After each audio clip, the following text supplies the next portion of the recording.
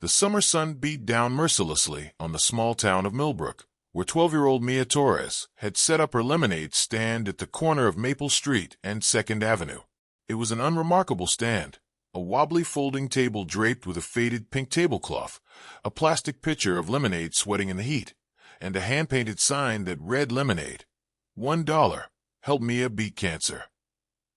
What made this scene remarkable was the girl behind the table, whose thin frame and missing hair told a story no child should ever have to live. Mia had been diagnosed with acute lymphoblastic leukemia 8 months earlier. The news had shattered her family's world. Her mother, Elena, a single parent working double shifts as a nurse's aide, had already drained her savings, maxed out her credit cards, and was now facing the terrifying reality that she couldn't afford her daughter's next round of chemotherapy. The treatments had worked, the doctors said, but Mia needed 6 more months of maintenance chemo to ensure the cancer stayed in remission. Without it, the chances of relapse were devastatingly high. I heard Mama crying on the phone with the hospital, Mia later told a local reporter who stopped by her stand. She didn't know I was listening. She said she didn't know how she was going to pay for my medicine, so I thought maybe I could help. The idea had come to her during a sleepless night at the Children's Hospital, where she'd watched other families struggle with the same impossible choices. She remembered a summer years ago when she and her cousin had run a lemonade stand just for fun. That memory sparked something in her, a desperate, childlike hope that maybe, just maybe, something so simple could make a difference. For 3 days, Mia sat at her corner from 8 in the morning until her energy gave out in the afternoon. Her mother had reluctantly agreed, though she worried constantly about the heat and Mia's weakened immune system. She has more fight in her than anyone I know, Elena told a neighbor who stopped to buy a cup. The cancer took her hair, but it never touched her spirit. The response from the community had been heartwarming but modest. Neighbors bought lemonade, some leaving $20 bills in the jar. A local church donated a cooler to keep the lemonade cold. The owner of the diner across the street sent over free lunches each day. But after 3 days, Mia had raised just under $400, a fraction of the $12,000 her family needed for the remaining treatments. On the 4th day, a Tuesday, Mia had set up her stand as usual, though she was more tired than before. Her blood counts had been low at her last checkup, and she'd spent most of the previous night nauseous from the residual effects of her last round of chemo. But she refused to stay home. "Every dollar counts, Mama," she had insisted, and Elena, exhausted herself from working overnight, had driven her to the corner and helped her set up before heading home to sleep for a few hours. The morning had been slow. A few regulars stopped by. Mr. Henderson from the hardware store, Mrs. Chun, who always bought 2 cups, one for herself and one for her husband. By noon, Mia had made maybe $30.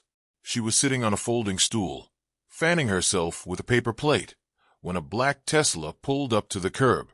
At first, Mia didn't recognize the man who stepped out. He was tall, dressed in a dark t-shirt and jeans, with sunglasses shielding his eyes. He looked like any other wealthy tourist who might pass through Millbrook on the way to somewhere more interesting. He walked slowly toward her stand, his head tilted as he read her sign. "Lemonade for chemo?" he asked, his voice calm and curious. Mia nodded, sitting up straighter. "Yes, sir. Would you like a cup? It's homemade. My abuela's recipe." The man pulled out his wallet, but he didn't immediately hand over money. Instead, he crouched down so he was at eye level with her, pushing his sunglasses up onto his head. And that's when Mia recognized him. Her mouth fell open. You're that rocket guy," she stammered. "The one who sends cars into space." Elon Musk laughed, a genuine, surprised laugh. "I suppose that's one way to put it. Yes, I'm that rocket guy. But right now, I'm just a man who's very thirsty." He paused, studying her face, the brave smile she wore like armor. "Tell me about your lemonade stand. Why are you doing this by yourself?" Mia took a deep breath, and then she told him everything, about the diagnosis, about the treatments that had made her so sick she couldn't keep food down, about the bills that kept coming even when she was too weak to leave the hospital, about her mother working herself to exhaustion, about the phone call she wasn't supposed to hear. She told him about the other kids on her floor at the hospital, the ones whose parents had to choose between rent and medicine, between food and treatment. "It's not fair," she said, her voice cracking for the first time. "I don't want to die, and I don't want my mama to lose me, so I'm selling lemonade." Elon Musk was silent for a long moment. The people passing by on the sidewalk had begun to slow down, to stare, to pull out their phones. Someone whispered his name, and the whisper spread like wildfire. But Musk seemed unaware of the growing crowd. His attention was entirely on the girl in front of him. "You know," he said finally, "when I was a kid, I sold homemade chocolate eggs door to door. I wasn't trying to save my life. I was just trying to make some money to buy more chemistry sets. But I remember what it felt like to want something so badly that you'd do anything to get it." He reached into his wallet and pulled out $100 bill, placing it gently in her donation jar. "This is for your lemonade, but I think we can do better than that." Musk stood up and pulled out his phone. He typed quickly, his thumbs moving across the screen with practiced speed. Then he looked down at Mia and smiled. "I just sent a tweet to my followers. About you. About your lemonade stand. About why you're here." Mia didn't understand what that meant. Not really. She knew that Elon Musk was famous, that people listened to him, but she had no concept of what it meant to have 150 million people see her story. Within minutes, her phone, an old model with a cracked screen that her mother had given her for emergencies, began buzzing, and buzzing, and buzzing. The first notification was from Venmo. Someone named it SpaceX fan had sent her $50 with the note, "Keep fighting." Then another, $100. Then 500. Then 1,000. Her donation jar, connected to a digital payment account her mother had set up, was exploding with contributions from around the world. But Musk wasn't finished. He made a second call, this time to someone on his team. "I need you to contact Millbrook Memorial Hospital," he said, his voice quiet but firm. "There's a patient there, Mia Torres. I want to pay for her remaining treatments. All of them. And I want to set up a fund for other families in the same situation, children whose parents can't afford their cancer care. Figure out the logistics and make it happen." Mia heard every word.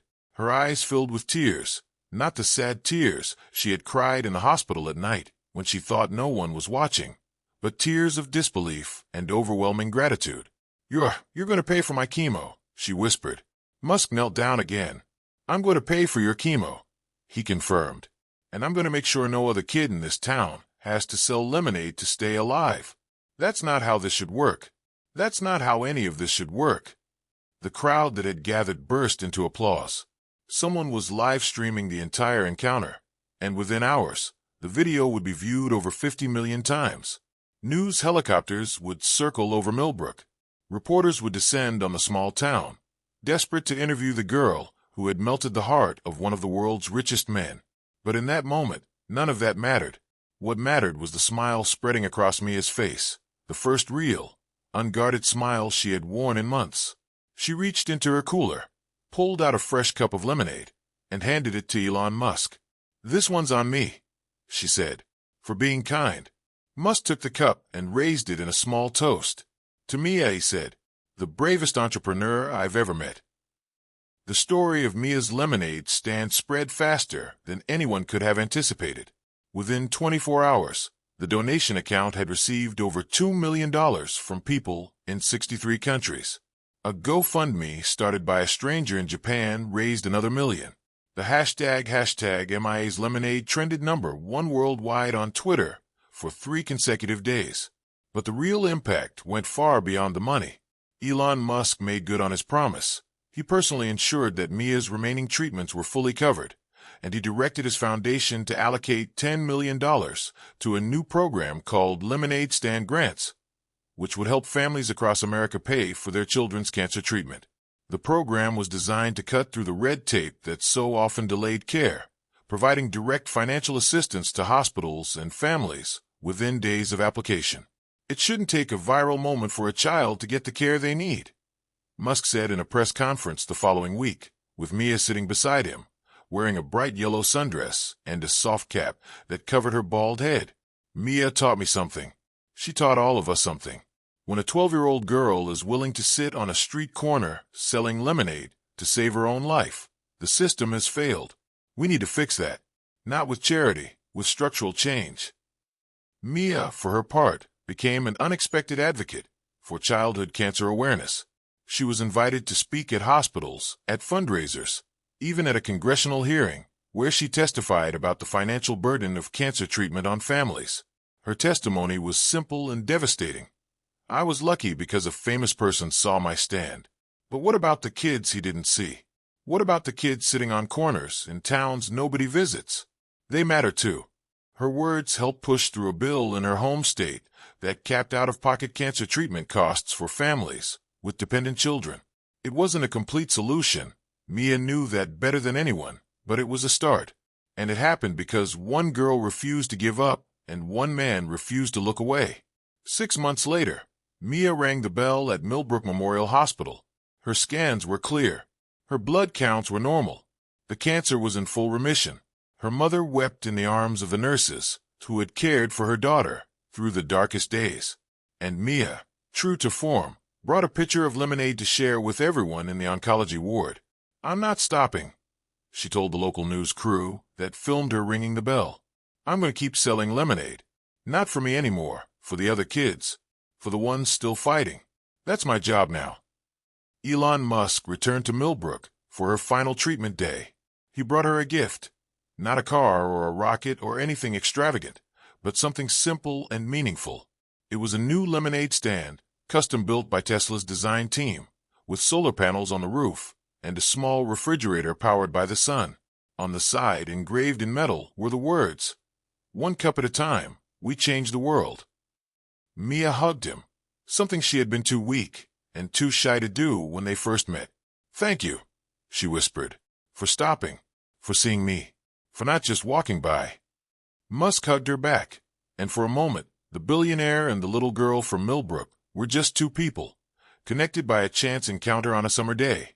Both changed forever by a cup of lemonade and the courage of a child who refused to let cancer write her story. The lemonade stand still sits on the corner of Maple Street and 2nd Avenue, though it's no longer just Mia's. On weekends, other children take turns running it. Kids whose families were helped by the lemonade stand grants. Kids who want to pay forward the kindness they received. They sell lemonade for $1, just like Mia did. And every penny goes to a fund that helps families afford cancer treatment. And on the first Tuesday of every month, without fail, a black Tesla pulls up to the curb. A tall man in sunglasses gets out, buys a cup of lemonade, and leaves a $100 bill in the jar. Sometimes he stays to talk to the kids running the stand.